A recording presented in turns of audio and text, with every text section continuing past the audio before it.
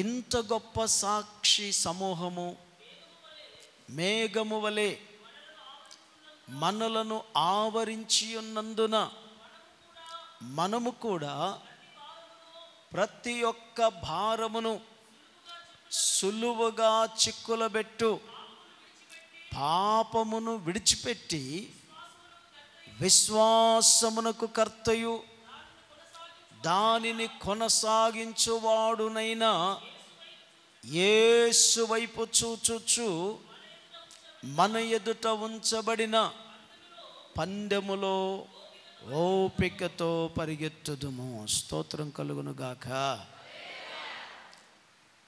యేసు వైపు చూచుచు. అందరూ జాగ్రత్తగా వినండి. ఈ దినాల్లో, ఈ రోజుల్లో, ప్రస్తుతమున్న ఈ భయంకరమైన పరిస్థితుల్లో రక్షించబడ్డ ప్రతి విశ్వాసి, రక్షించబడ్డ ప్రతి దేవుని బిడ్డ యేసు వైపు చూచుచు అనే మాట రాయబడి ఉంది. దయచేసి మధ్యాహ్నం గమనించండి. ప్రతి వారు కూడా యేసయ్య వైపు చూచే దినాలు ఇవి. లోకములో ఏ వైపు చూచినా, ఎవరి వైపు చూచినా, దేని వైపు చూచినా మనిషి తన రక్షణను కోల్పోతాడు, తన ఆత్మీయతను కోల్పోతాడు, తన అభిషేకాన్ని కోల్పోతాడు, తన దేవుని రాజ్యము కొరకైన నిరీక్షణను కోల్పోతాడు. ఎందుకో తెలుసా?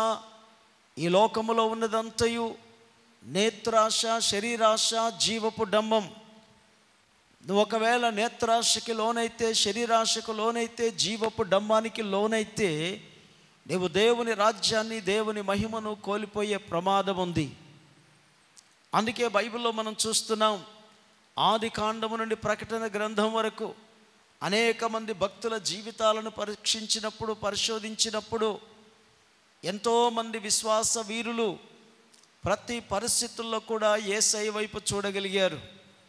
అబ్రహాం ఎంత శోధించబడ్డా దేవుని వైపు చూడగలిగాడు. ఇస్సాకు కరువులో కూడా దేవుని వైపు చూడగలిగాడు. యాకోబు భయంకరమైన పరిస్థితుల్లో కూడా దేవుని వైపు చూడగలిగాడు. అలా అనేక మంది రాజులు, ప్రవక్తలు, భక్తులు, భక్తురాలు అనేక మంది దేవుని వైపు చూడగలిగారు. దేవుని వైపు చూడగలిగిన ప్రతి ఒక్కరి జీవితాలు ఆశీర్వదించబడ్డాయి.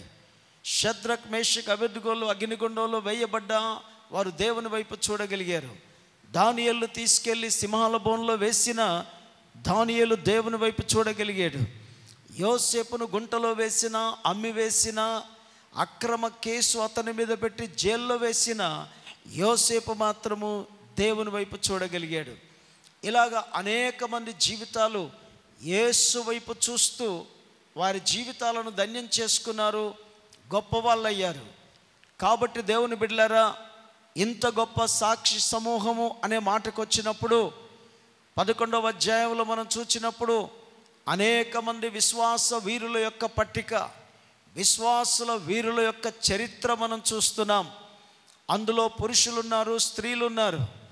అనేక మంది జీవితాలు ఆశీర్వదించబడ్డాయి, అభిషేకించబడ్డాయి. అందులో స్టెఫెను ఉన్నాడు, మోషే ఉన్నాడు. అనేక మంది విశ్వాస వీరులు, పరిపూర్ణమైన భక్తి గలవారు ఉన్నట్లుగా మనం చూస్తున్నాం. వీరందరూ కూడా వారికి కలిగిన శ్రమల్లో, వారికి కలిగిన బాధల్లో, వారికి కలిగిన ఉపద్రవములలో, వారికి కలిగిన ఇబ్బందులలో వారు దేవుని వైపు చూడగలిగారు అని మనం చూస్తున్నాం. అందుకే పౌలు గారు ఈ 12వ అధ్యాయము ఆరంభంలోనే అంటాడు, ఇంత గొప్ప సాక్షి సమూహము మేఘము వలె మనలను ఆవరించి ఉన్నందున. చూడండి, భయంకరమైన ఈ ఎండాకాలంలో ఒక మేఘం కనుక మన మీదికి వస్తే ఎంత సంతోషపడతాం. మేఘం అంటేనే చల్లదనం ఇస్తుంది, మేఘం అంటేనే వర్షం ఇస్తుంది, మేఘం అంటేనే సంతోషాన్ని ఇస్తుంది, నెమ్మదినిస్తుంది.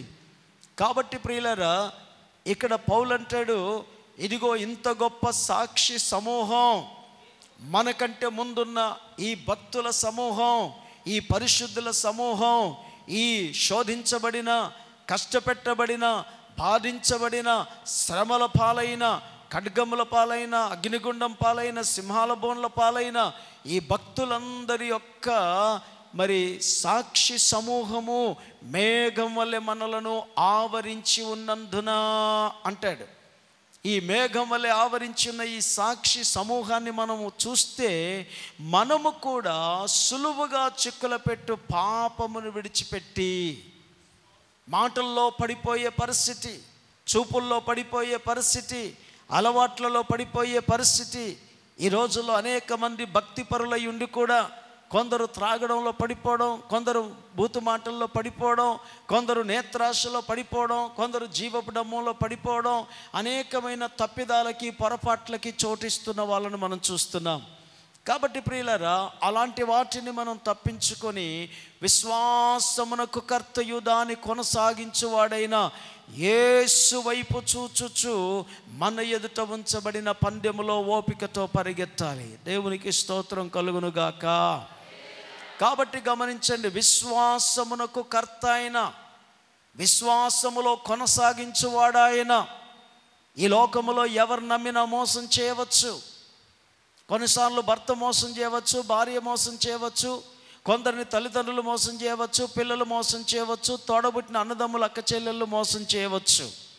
కానీ ప్రియులారా, యేసు క్రీస్తు విశ్వాసమునకు కర్త అయిన, విశ్వాసమునకు మూలమైన, విశ్వసించగలుగుటకు అర్హుడైన యేసయ్య ఆ విశ్వాసములో మనలను కొనసాగించేవాడు గనుక ఆ విశ్వాసములో మనము ఆయన వైపే చూస్తూ, మన ఎదుట ఒక పందెము అనేది ఉంచబడింది గనుక ఈ పందెములో మనం ఓపికతో పరిగెత్తాలి, ఓపికతో పరిగెత్తాలి, సహనముతో పరిగెత్తాలి. అన్నిటినీ తాలుకోవాలి, అన్నిటినీ ఓర్చుకోవాలి, అన్నిటినీ సహించాలి, అన్నిటినీ భరించాలి, అన్నిటినీ సహించాలి. అన్ని శ్రమల మధ్యలో యేసు వైపు చూస్తూ నెమ్మదిగా పరిగెత్తే విశ్వాస జీవితం మనకు కావాలి. స్తోత్రం కలుగునుగాక. ఎన్ని పరిస్థితులు ఎదురైనప్పటికీ, ఎన్ని ఇబ్బందులు ఎదురైనప్పటికీ, అది మానసికపరమైనదైనా, శరీర సంబంధమైనదైనా, ఆర్థికపరమైనదైనా, కుటుంబపరమైనదైనా, వ్యక్తిగత పరమైనదైనా, సమాజంలో ఎన్నో రకాలైన పరిస్థితులు మనకు ఎదురైనా మన చూపు యేసయ్య వైపు ఉంచగలగాలి, మన మనస్సు యేసయ్య వైపు ఉంచగలగాలి. ప్రతి పరిస్థితుల్లో కూడా యేసు వైపు చూచే కన్నులు కావాలి.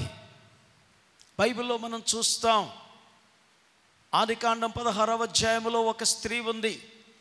ఆమెకు దాసురాలు. ఆ దాసుని తీసుకొని తన భర్తకు భార్యగా ఇచ్చినప్పుడు ఆమె భర్త వలన ఆమె గర్భవతి అయి ఆ గర్భముతో ఉన్నప్పుడు తన యజమానురాలు తనను ఎంతో శ్రమ పెడుతున్నప్పుడు, బాధ పెడుతున్నప్పుడు, కష్టపెడుతున్నప్పుడు ఆ బాధను, ఆ కష్టాన్ని, ఆ వేదనను భరించలేక పారిపోతూ ఉంది. పారిపోతున్నటువంటి ఆగరును ఇదిగో దేవుని ప్రత్యక్షత, దేవుని దూత కలుసుకొని అంటుంది, శారా దాసురాలు వగు ఆగరు, ఎక్కడి నుండి వచ్చావు, ఎక్కడికి వెళ్ళిపోతున్నావు అని అడిగాడు.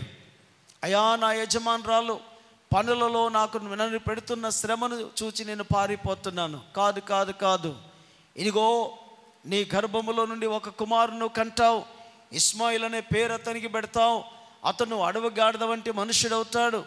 కాబట్టి ఇదిగో నీవు కను వరకు, ఆ బాబును కనేంత వరకు తిరిగి ఇంటికి వెళ్ళి నీ యజమానురాలి యొక్క చేతి క్రింద అణిగి ఉండుము అని చెప్తుంది. దేవునికి స్తోత్రం కలుగునుగాక. అప్పుడు ఆగరు అంటుంది, నన్ను చూచిన వానిని నేను చూచి తిని. ఆమేన్. అంటే దేవుడు చూచుచున్నవాడు అని బైబిల్ చెప్తుంది. నీవెందుకు ఆయన వైపు చూడాలి? ఎందుకు ఆయన వైపు చూచి పరిగెత్తాలంటే నీ వ్యాధిలో, నీ రోగములో, నీ బాధలో, నీ శ్రమలో, నీ ఇరుకుల్లో, నీ ఇబ్బందిలో, నీ నిందలో, నీ అవమానములో నీవు ఎదుర్కొంటున్న ప్రతి పరిస్థితుల్లో కూడా యేసు వైపు చూడగలగాలి. ఆమె తన యజమానులు పెడుతున్న కష్టాన్ని చూచి పారిపోతున్నప్పుడు దేవుడు దర్శించంటున్నాడు, నీ యజమానురాలు ఇంటికి వెళ్ళి నువ్వు ఆమె ఎదుట అణిగి ఉండుము. ఒక భక్తిపరురాలు, ఒక భక్తిపరుడు, ఒక దేవుని బిడ్డ అతిశయపడడానికి ప్రయత్నించొద్దు, గర్వపడడానికి ప్రయత్నించొద్దు, ఉప్పొంగడానికి ప్రయత్నించొద్దు. నేను వాళ్ళ కాళ్ళ క్రిందికి పోతానా, వీళ్ళ కాళ్ళ క్రిందికి పోతానా, వాళ్ళ దగ్గర తల వంచుతానా, వీళ్ళ దగ్గర తల దించుతానా, నేనంటే ఏమనుకుంటున్నానని నీ ఛాతి చాపి మెడెత్తి గర్వపడడానికి ప్రయత్నించకూడదు. నువ్వు అది నీకు తగదు. ఒక దేవుని బిడ్డ, ఒక క్రైస్తవుడు అణిగి మణిగి ఆత్మీయతను చూపించే వ్యక్తిగా ఉండాలి. స్తోత్రం కలుగును గాక. నువ్వు ఎక్కడైతే పని చేస్తున్నావో, ఎక్కడైతే ఉన్నావో, ఏ స్థలంలోనైతే ఉన్నావో అక్కడ నువ్వు ఒక నమ్మకస్తుడిగా, నమ్మకస్తురాలుగా ఉండాలి. నన్ను ఇలా బాధ పెడుతున్నారు, అలా బాధ పెడుతున్నారు, ఇట్లా శ్రమ పెడుతున్నారు, అట్లా శ్రమ పెడుతున్నారు, వీళ్ళు మంచోళ్ళు కాదు, కనీసం ఛాయ్ కూడా ఇవ్వరు, టిఫిన్ కూడా ఇవ్వరు, పనులన్నీ చేయించుకుంటారని లేనిపోని మాటలన్నీ తీసుకెళ్ళి బయట చెప్పడానికి ప్రయత్నించకూడదు ఒక విశ్వాసి. ఆమేన్. ఎందుకో తెలుసా, నువ్వు దేవుని బిడ్డగా దేవునితో చెప్పిన ప్రకారంగా నీవు నీ యజమానుని దగ్గర, నీ యజమానురాలి దగ్గర నువ్వెక్కడైతే పని చేస్తున్నావో అక్కడ అణిగి ఉండడానికి ప్రయత్నించాలి, లోబడి ఉండడానికి ప్రయత్నించాలి. అలాగైతే ఎక్కడ నువ్వు కష్టపడుతున్నావో అక్కడ నీ దేవుడు నీ తలెత్తుతాడు. ఆమేన్. అలా ఓర్చుకోవాలి. అందుకే నన్ను చూచుచున్న దేవుణ్ణి నేను ఇక్కడ చూచానని చెప్పేసి అతనికి చూచుచున్న దేవుడు అని పేరు పెట్టింది ఆగరు. Praise the lord. తర్వాత 21వ అధ్యాయంలోకి వస్తే, తనను తన కుమారుని పంపించినప్పుడు బెయేర్షెబా అరణ్యములో ఆమె ఇటు అటు తిరుగుతూ ఉంటుండగా తీసుకువచ్చిన భోజనం అయిపోయింది, తిత్తిలో ఉన్న నీళ్ళు అయిపోయాయి.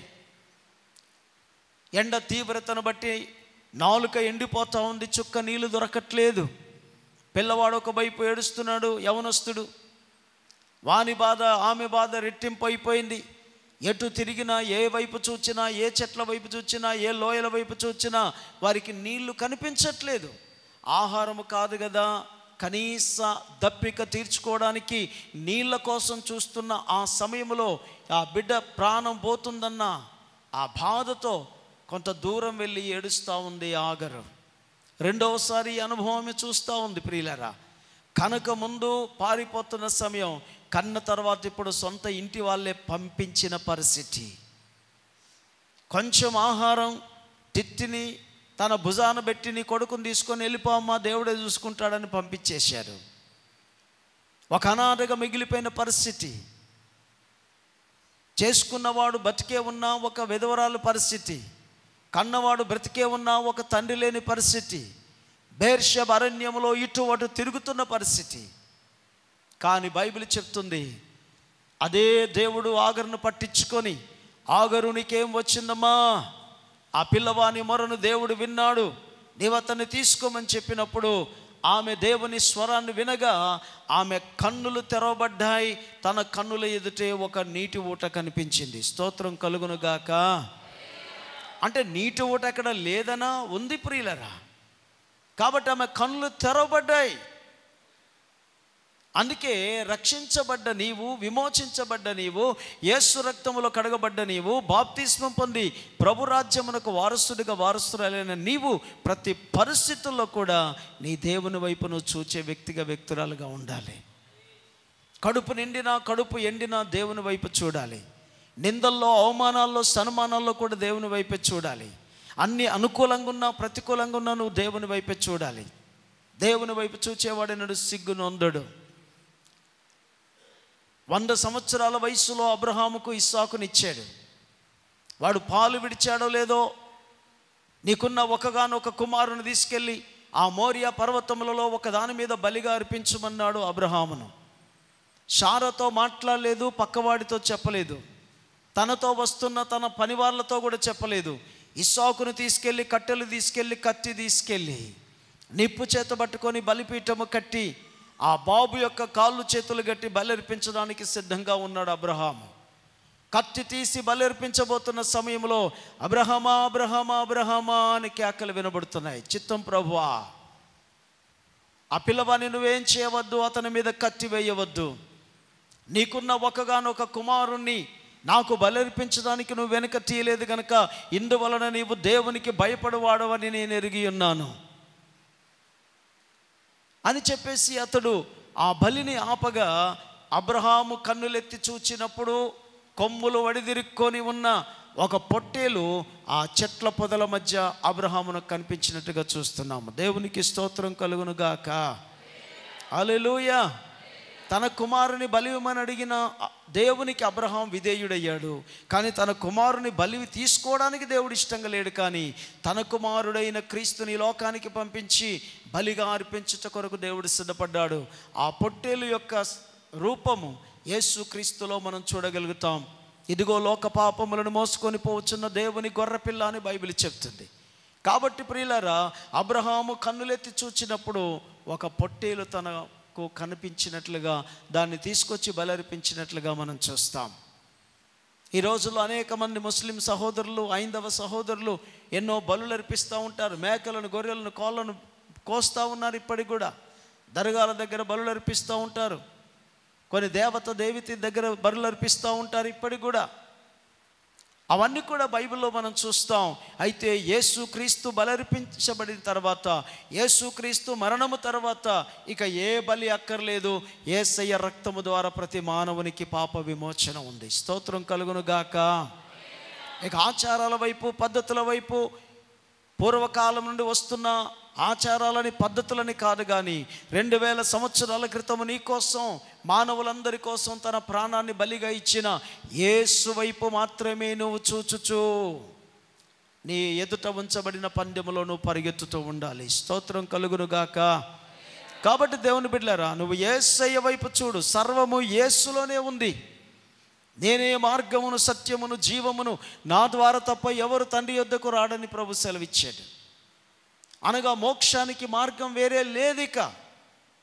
ప్రతి ఒక్కరు కూడా యేసు వైపు చూడాల్సిందే. ఆయన వైపు చూస్తూ మన ఎదుట ఉంచబడిన పందెంలో మనం ఓపికతో పరిగెత్తుచూ ఉండాలి. లోకం వైపు చూడకండి, పాపం వైపు చూడకండి. ఈ లోకమంతా కూడా గతించిపోయే నటన మాత్రమే.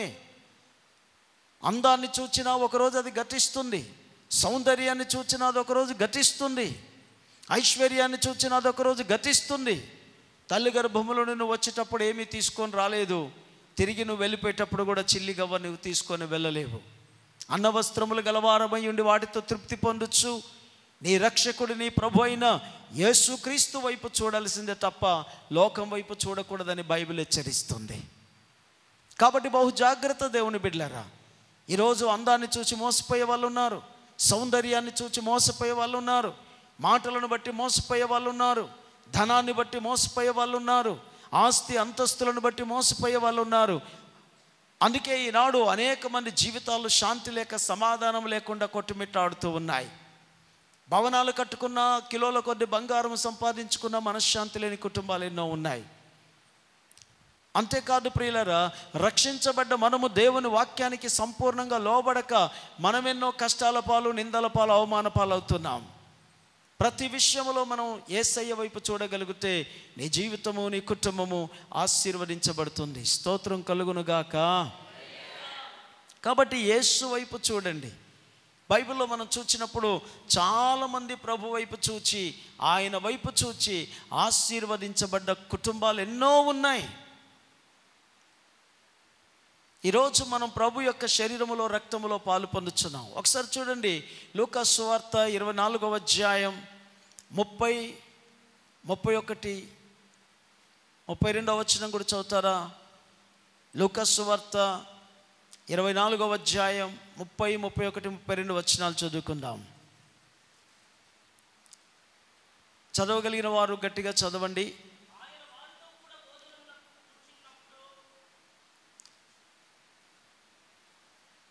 చదవండి.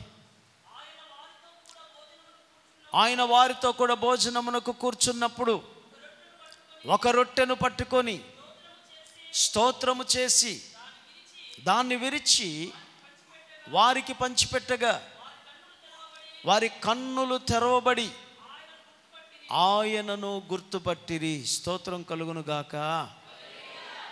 యెరూషలేములో నుండి ఎమ్మాయి గ్రామం వరకు వారితోనే యేసయ్య వస్తున్నా వారు యేసయ్యను గుర్తుపట్టలేకపోయారు. యెరూషలేములో నుండి ఎమ్మాయి గ్రామం వచ్చే వరకు వారితోనే యేసయ్య మాట్లాడుతూ, నడుస్తూ వస్తున్నా యేసయ్యను వారు గుర్తుపట్టలేకపోయారు. పైగా ఏమంటున్నారు? 3 రోజుల నుండి ఈ సంగతులు జరిగాయి. యెరూషలేమంతా ఇదే చుట్టుపక్కల గ్రామాలను ఇదే వార్త చెప్పుకుంటున్నాయి. ఈ జరిగిన సంగతులను గురించి నువ్వు ఒక్కడవే ఎరగవా, నీకు మాత్రమే తెలియదా అంటున్నారు వీళ్ళు. కానీ వారితో మాట్లాడుతున్న వాళ్ళు, వాళ్ళతో నడుస్తున్న వారు ఎవరో తెలుసా? యెరూషలేమంతా ఎవరి గురించి చెప్పుకుంటుందో, చుట్టుపక్కల గ్రామాలన్నీ ఎవరి గురించి చెప్పుకుంటున్నాయో, ఆ సజీవుడు, ఆ పునరుద్ధానుడు, ఆ మరణాన్ని గెలిచి లేచిన యేసుక్రీస్తే వారితో మాట్లాడుతున్నాడు, వారితో నడుస్తున్నాడు. కానీ ఆ సంగతి వారికి తెలియలేదు. వారు ఆయనను గుర్తుపట్టలేకపోయారు అని బైబిల్ చెప్తుంది. కానీ ఎప్పుడైతే ఆ ఇంట్లోకి వెళ్ళి వారితో పాటు కూర్చొని ఆయన ఒక రొట్టెను విరిచి ఆయన స్తోత్రము చెప్పి వారికి విరిచి ఇవ్వగా వారు దాన్ని తిన్నప్పుడు వారి కన్నులు తెరవబడ్డాయి. వారు యేసయ్యను గుర్తుపట్టినట్టుగా బైబిల్ చెప్తుంది. హల్లెలూయా. ఈరోజు రొట్టెను విరిచి ఈరోజు ప్రభు యొక్క శరీరముగా తింటున్నప్పుడు, ద్రాక్షరసమును ప్రభు యొక్క రక్తముగా త్రాగుతున్నప్పుడు నీవు ఈ లోక సంబంధమైన కన్నులు, ఈ లోక సంబంధమైన జీవితాన్ని కలిగి ఉండకూడదు. నీ కన్నులు తెరబడి, నీ జీవితం పరిశుద్ధపరచబడి, నువ్వు యేసయ్యను గుర్తించి, యేసయ్యను వెంబడించి, యేసయ్యను చూపించే బిడ్డగా ఉండాలి. నా శరీరము తిని నా రక్తము త్రాగువాడే నిత్య జీవము గలవాడు, అంతే దినమున నేను వాడిని లేపుతానన్నాడు ప్రభు. అలాంటప్పుడు ఈరోజు ఆయన శరీరాన్ని తింటున్నప్పుడు, ఆయన రక్తాన్ని తాగుతున్నప్పుడు నువ్వేం చేయాలో తెలుసా? ఆయనను చూపించే బిడ్డగా ఉండాలి. ఇంకా బైబిల్లో మనం చూస్తున్నాం, అక్కడ వారి కన్నులు తెరవబడి ఆయనను గుర్తుపట్టిరి. అప్పుడు వారు ఆయన అదృశ్యుడయి ఆయన వారి మధ్య నుండి వెళ్ళిపోయాడు. ఆ తర్వాత వాళ్ళు అంటున్నారు, ఆయన మనతో మాట్లాడుచుండగా మన హృదయములు మండలేదా? స్తోత్రం కలుగును గాక. ఈ మార్గ మధ్యలో యెరూషలేము నుండి ఎమ్మాయి వరకు మనము సాగిస్తున్న ప్రయాణములో ఆయన మనతో మాట్లాడుతూ లేఖనములను మనకు బోధిస్తుండగా మన హృదయాలు మండలేదా? దేవుని వాక్యము మనల్ని మండిస్తుంది. దేవుని వాక్యం మనల్ని ఉజ్జీవింపచేస్తుంది. ఒక మంట నీలో ఉంటే ఆ మంట పాపాన్ని దహించి వేస్తుంది, చెడుతనాన్ని దహించి వేస్తుంది. చదవనక్కర్లేదు కానీ యెషయా గ్రంథం 6వ అధ్యాయం 5-6 వచనాల్లో బైబిల్ ఈ విధంగా రాయబడింది. రాజును సైన్యములకు అధిపతియగు యెహోవాను నేను కన్నులార చూచితననుకొంటిని. అయ్యో, నేను అపవిత్రమైన పెదవులు గలవాడను, అపవిత్రమైన పెదవులు గల ప్రజల మధ్య నివసిస్తూ వాడను. అయ్యో, నేను నశించితినని బోరుమని ఏడుస్తున్నాడు యెషయా. ఇప్పటికీ బలలో పాలు పొంది కూడా సినిమాలు, సీరియళ్ళు, బూతులు, సరసక్తులు మాట్లాడే వాళ్ళు లేరా? కోపం వచ్చినప్పుడు చెడు మాటలు మాట్లాడే వాళ్ళు లేరా? జాగ్రత్త దేవుని బిడ్డ. కోపం వచ్చింది కదా అని నోరు జారుతావా? కనబడింది కదా అని చూసుకుంటూ కూర్చుంటావా? అయ్యో, నేను అపవిత్రమైన పెదవులు గలవాడను. అక్కడ బైబిల్ చెప్తుంది, అప్పుడు బలిపీఠము నుండి కారుతో తీసిన నిప్పు చేత పట్టుకొని కెరూబులలో ఒకడొచ్చి, ఇది నీ నోటికి తగిలిన గనక నీ దోషము తొలగిపోయింది, నీ పాపమునకు ప్రాయశ్చిత్తం కలిగింది. Praise the Lord. ఈరోజు ఆ అగ్ని చేత, ఆ లేఖనము చేత నువ్వు కాల్చబడి పవిత్రపరచబడాలి. జకరియా గ్రంథం 3వ అధ్యాయం 4వ వచనంలో మనం చదివితే అక్కడ బైబిల్ చెప్తుంది, ఇదిగో అతని మలిన వస్త్రములు తీసివేసి ప్రశస్తమైన వస్త్రములు అలంకరింపచేసి ఇతడు అగ్నిలో నుండి తీయబడిన కొరిమి వలె ఉన్నాడు కదా అని దేవదూత ప్రకటిస్తున్నాడు. ఆమేన్. స్తోత్రం కలుగును గాక. యేసయ్య శరీరములోను పాలు పొందుతున్నావంటే, యేసయ్య రక్తములోను పాలు పొందుతున్నావంటే దేవుని వాక్యము నీతో మాట్లాడుతుంది. ఆయన మనతో మాట్లాడుచుండగా మన హృదయము మండలేదా? వాక్యాన్ని వింటూ కూడా ఎలా పాపం చేస్తావు? వాక్యాన్ని వింటూ కూడా ఎలా అబద్ధమాడతావు? వాక్యాన్ని వింటూ కూడా ఎలా పనికి మాలినవి చూస్తావు, పనికి మాలినవి మాట్లాడతావు, లోకానుసారంగా ప్రవర్తిస్తావు. కాబట్టి ప్రియమైన దేవుని బిడ్డలారా, విశ్వాసమునకు కర్త, దాన్ని కొనసాగించువాడైన యేసు వైపు చూచుచు మన ఎదుట ఉంచబడిన పందెములో ఓపికతో మనం పరిగెత్తాలి. మన చూపంతా యేసయ్య వైపు ఉండాలి. లోకం వైపు చూస్తే నష్టపోతారు. లోతు కోరుకున్నాడు సొదొమ గొమొరాలను మంచిగా ఉన్నవని, నష్టపోయాడు. లోతు భార్య వెనక్కి తిరిగి చూచింది, నష్టపోయింది. వారి పిల్లలు వ్యభిచారులు అయిపోయారు. వారి కుటుంబం నాశనం అయిపోయింది, చెడిపోయిన కుటుంబముగా మార్చబడింది. నీ కనులకు ఇంపైంది చూసుకుంటూ నీ జీవితాన్ని, కుటుంబాన్ని పాడు చేసుకోవద్దు. వెనక్కి తిరిగి చూచి నీ ఆత్మీయ జీవితాన్ని నువ్వు పాడు చేసుకోవద్దు. ప్రేమని దేవుని బిడ్డలారా, ప్రపంచంలో ఏది ఎలా కనబడ్డా నీ చూపు యేసయ్య వైపు మాత్రమే. ఆమేన్. రెండవది ఏంటో తెలుసా? బైబిల్లో యేసుప్రభు చెప్పాడు, ఇప్పుడు చదవనక్కర్లేదు కానీ, మీరు కన్నులెత్తి పొలములను చూడండి, అవి ఇప్పుడే తెల్లవారి కోతకు వచ్చినవని యోహాను సువార్త 4వ అధ్యాయంలో చదువుతాము. కాబట్టి యేసయ్య వైపు చూడండి. రక్షణ లేని ప్రజలను రక్షించుట కొరకు ఆ దేశములో, గ్రామములో, పట్టణములో ఉన్న ప్రజల వైపు చూడండి. యేసు వైపు చూస్తూ ఆయనతో పరిగెత్తుతే నశించిపోతున్న ఆత్మలను రక్షించుటలో మనం బాధ్యత, భారం కలిగి ఉంటాం. కాబట్టి ఒకటి యేసు వైపు చూడాలి, రెండవది నశించిపోతున్న ఆత్మలను రక్షించుట కొరకు చూడాలి. ఇది తప్ప మిగతావన్నీ మనకు దూరం అవును గాక. అపవిత్రమైన మాటలు, అపవిత్రమైన చూపులు, అపవిత్రమైన ఆలోచనలు, అపవిత్రమైన తలంపులన్నీ కూడా కాల్చివేయబడును గాక. దహించు అగ్ని అయిన దేవుని మాట చేత మనిషి యొక్క మనస్సు మొదలుకొని హృదయం వరకు ఆలోచనలు, తలంపులు, శరీర బలహీనతలన్నీ కూడా, ఆ రుగ్మతలన్నింటిని కూడా యేసయ్య దహించు అగ్నిలో కాల్చబడును గాక.